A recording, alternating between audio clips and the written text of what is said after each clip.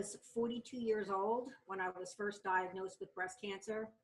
I had found a lump in my left breast, something that just didn't feel quite right. I went to my doctor, who I had been going to for 20 years. He delivered both of my children. And I told him when I went for the appointment, I said, I know it's not time for my annual, but it just doesn't feel right. And his response was that you've been fibrocystic since I've known you. I don't think there's any cause for alarm, nothing that you shouldn't have to wait. I couldn't wait until after you go for your annual exam in a few months. And so I waited, which was a big mistake on my part.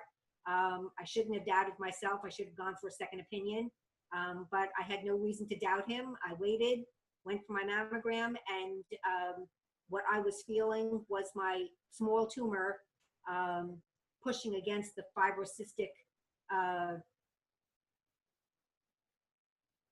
whatever was in my breast, the fibrocystic area, to the top, and was making it more noticeable.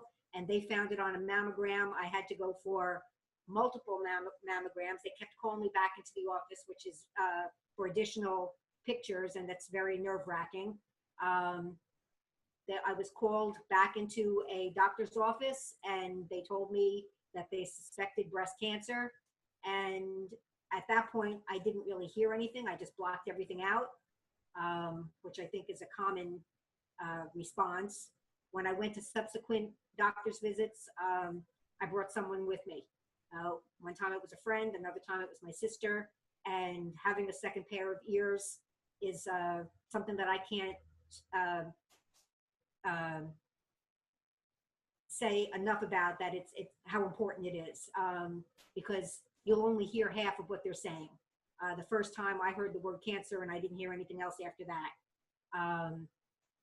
I went for a biopsy, and when I went for the biopsy in the hospital, he told me that if it looks like it's cancer, they're going to remove what they see in there at that time.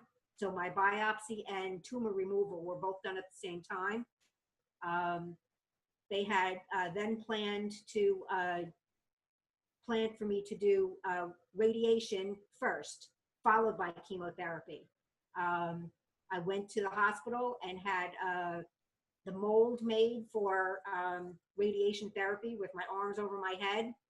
And after the mold was completely done, the doctor changed the protocol and said, no, we want you to go for chemotherapy first. So I did what I was told. I went for the chemotherapy, and 6 months later, I went back for the radiation treatment. But during the course of that time, in between the two, I broke my shoulder rollerblading. I told you I was physically active, and I was. And when I broke my shoulder, I had to put my arms over my head. They didn't do a second mold. And I had to put my arms over my head for radiation therapy with a broken shoulder, and that was not pleasant. So if I had to describe the most painful procedure, it was radiation therapy with a broken shoulder. The other thing that was uncomfortable were the drains that they put in after surgery. I don't wish that on anybody. It was unpleasant, but you know, it was short-lived.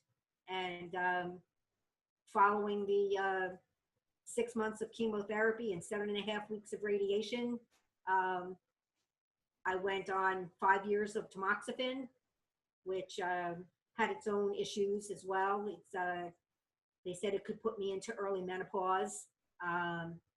It did not. It messed things up, but it did not put me into menopause as yet. And after the 5 years was up, I had been going for annual exams, probably initially every 6 months, then every year. And no matter how many times, how many years out you are, going for a mammogram after you've been diagnosed with breast cancer, it's very stressful. You're always waiting for the other shoe to drop, but knock wood, everything is fine.